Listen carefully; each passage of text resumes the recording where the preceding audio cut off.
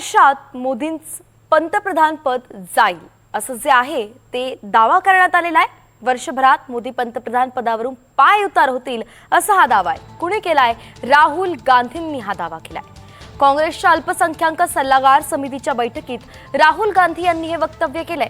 आंतरराष्ट्रीय आर्थिक परिस्थिती आणि देशातील वाढता असंतोष यामुळे मोदींना पदावरून पाय उतार व्हावं लागेल असं राहुल गांधींनी या बैठकीत सांगितलंय। बदलणारी परिस्थितीचा आणि तरुणाईत वाढत्या असंतोषाचा परिणाम भारतीय राजकारणावरती होणार आहे असं राहुल गांधींचं मत आहे।